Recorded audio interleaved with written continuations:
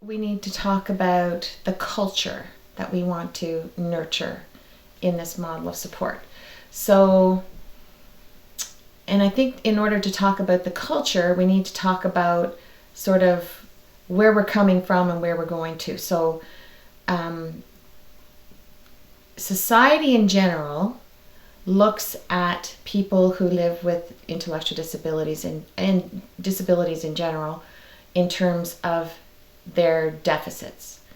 This model of support looks at people in terms of their assets. It's a very different way of thinking. And so people who are coming into proximity with people with intellectual disabilities, like supporters or neighbors or whatever, they tend to be thinking of the person with an intellectual disability in terms of their deficit, their disability. And we want to sort of turn that on its head and get people thinking about assets, and that's a challenge. So we want to nurture a culture where the people who come in as supporters onto the team of people who lift the person with the intellectual disability up, we want to support them in viewing the person with the disability as somebody who has something very important to contribute, instead of being a charity case. For the most part, not always, but for the most part, supporters who come into this, join the team and they want to be part of what we're doing, they come in with a really big heart. They want to make a difference. But they have no idea how to look at the person in terms of their assets, that they actually have something to contribute. So what happens very frequently is that the supporter and the person who lives with the disability, they end up hanging out all the time. And that's the extent of the person at the center's world. They're constantly being supported by that person who's being paid to be there.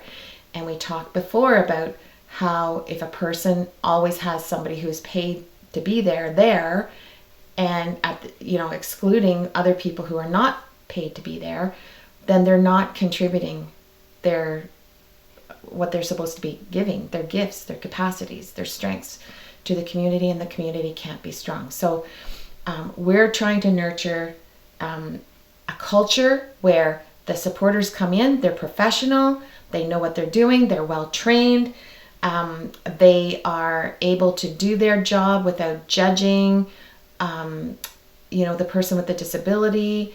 They are part of a team, and they feel the supporter actually feels empowered and motivated and encouraged and enthusiastic and energized, all these amazing things, because they're seeing the person that they're supporting fulfilling their role as a contributing citizen, rather than just being the person that they're supporting doing their day-to-day activities. They're actually supporting the person doing what they are meant, what their God-given gift is meant to be doing. So yeah, that's the culture that we're trying to make.